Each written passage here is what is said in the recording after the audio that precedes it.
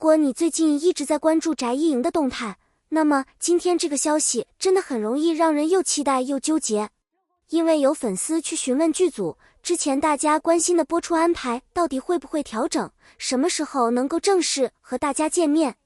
而剧组方面给出的回应也非常明确，那就是不会重新调整，因为目前的播出安排已经确定。也就是说，大家之前担心的延期、改档或者临时调整，目前看来并没有发生。更让人惊喜的是，8月22日这一天，翟一莹居然有2部新剧同时上线。没错，是2部。同一天。对于普通观众来说，这可能是一个好消息。但是对于翟一莹的粉丝来说，这简直就是一道甜蜜的选择题。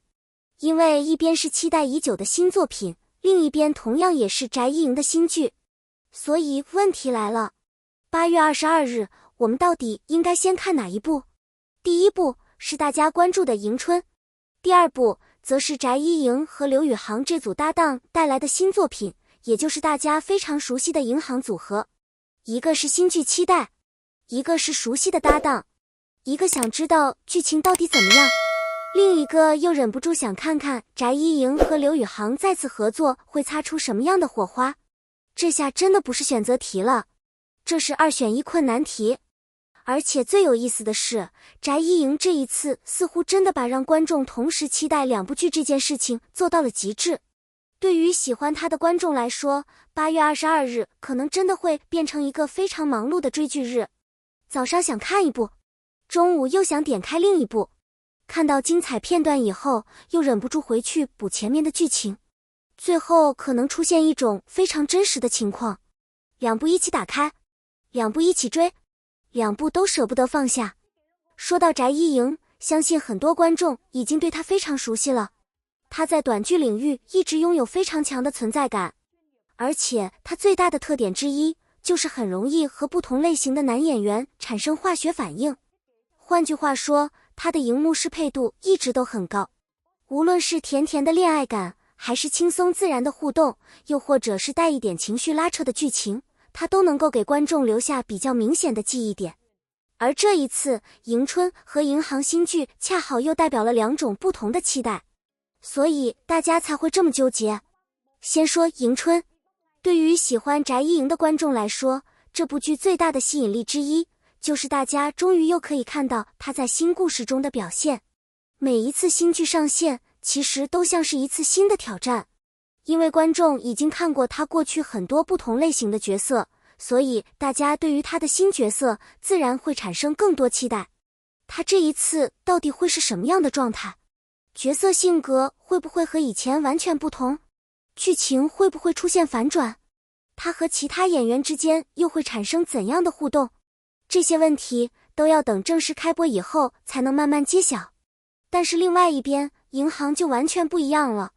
因为翟一莹和刘宇航这组搭档本身就已经拥有不少观众基础，此前2人的合作作品初次尝鲜，就让很多观众注意到了这组搭档。而从相关平台内容来看，2人的组合也一直被短剧观众讨论。所以当大家知道2个人又有新的合作作品时，自然会产生一种非常熟悉的期待感。这种期待并不只是来自剧情，很多时候观众真正期待的是2个人再次站在一起之后，会不会依然拥有那种自然的互动感，眼神有没有感觉，对手戏有没有火花，2个人站在一起是不是依旧很有 CP 感，甚至可能只是一个简单的对视，一个非常普通的小动作，都能够让评论区瞬间热闹起来。这就是短剧搭档最有意思的地方。有时候观众追的并不只是故事，还在追演员之间的化学反应。而翟一莹和刘宇航恰恰就是比较容易让观众产生这种期待的一组搭档。从目前能够看到的相关内容来看，2人的组合也持续出现在短剧平台的相关讨论中。所以8月22日真的很特别，因为这一次不是简单的一部新剧上线，而是翟一莹2部新作品同时来到观众面前。这对于演员本人来说当然是一次很好的曝光机会，但是对于粉丝来说却出现了一个非常现实的问题，到底先看哪一部？如果你是翟一莹的铁杆粉丝，那么可能根本不会考虑这个问题。我的2部都要看。但是如果你每天只有固定的追剧时间，那就真的要做选择了。如果你比较喜欢新鲜感，喜欢看到演员挑战不同类型的角色，那么迎春可能会更容易吸引你。因为新的角色意味着新的故事，也意味着大家可以重新认识一次翟一莹。但是如果你本身就是银行组合的粉丝，那么答案可能已经非常明显了。刘宇航加翟一莹，这2个名字放在一起，已经足够让很多观众产生期待。尤其是对于之前看过2人合作作品的观众来说，这种熟悉感会非常特别。你可能会一边看剧情，一边观察2个人的互动，然后突然发现一个细节，再跑到评论区看看有没有其他观众和自己一样激动。这就是短剧追剧最快乐的地方，大家一起看，一起猜，一起磕，一起讨论。甚至看到一个特别甜的片段之后，第一反应不是继续看剧情，而是赶紧去评论区问一句：你们看到了吗？所以这一次8月22日的真正难题已经不是翟一莹有没有新剧，而是翟一莹的新剧实在太多了，而且偏偏还撞在同一天，这就非常考验粉丝的时间管理能力了。想象一下，8月22日晚上，你准备好零食，打开手机，第1部刚开始，看了几集以后，心里想着再看一点就好，结果突然想到另一部也上线了，于是赶紧切过去，看了几分钟，又开始纠结，这部也不错啊。然后你又切回第1部，最后的结果是什么？2个小时过去了，2部都没有看完，但是手机已经快没电了。哈哈，不得不说，这可能就是翟一莹粉丝8月22日最真实的状态。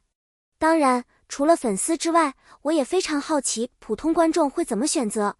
因为一位演员2部作品同日上线，其实也会形成一种非常有趣的对比。观众会自然比较2个角色，比较造型，比较剧情节奏，比较 CP 感，甚至比较哪一部更容易让自己一口气追下去。如果2部剧表现都不错，那么对于翟一莹来说，无疑是一件非常开心的事情。因为这意味着观众可以在同一天看到他不同的一面，而如果其中一部特别突出，那么它也可能成为8月22日之后大家讨论的重点。这也是为什么我觉得这次双剧同播特别值得关注，因为我们最终看到的不只是2部剧，而是翟一莹在不同作品中的2种可能性。而且还有一个非常重要的看点，那就是银行。翟一莹和刘宇航的合作已经形成了一定的观众认知，在短剧这个更新速度非常快的领域里，一组演员能够让观众记住，本身就是一种优势。毕竟每天都有大量新剧上线，每天也都有新的男女主角出现，但真正能够让观众记住名字，并且主动期待下一次合作的演员组合，其实并没有想象中那么多。所以这一次新剧上线之后，大家最期待的事情之一，应该就是看看银行还能不能继续给观众带来熟悉的感觉。是甜？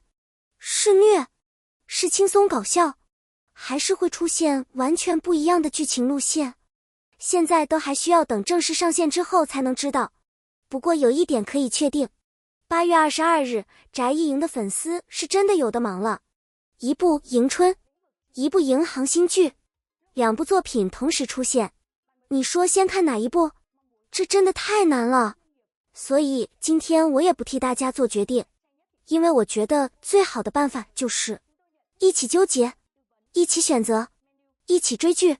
如果你喜欢翟一莹，那么8月22日你最期待的是迎春，还是翟一莹和刘宇航的新剧？如果只能选择一部先看，你会把第1张票投给谁？是迎春还是银行？欢迎大家直接把答案写在评论区。我真的非常想看看，到底有多少人会和我一样，最后选择一句话，2部都想看。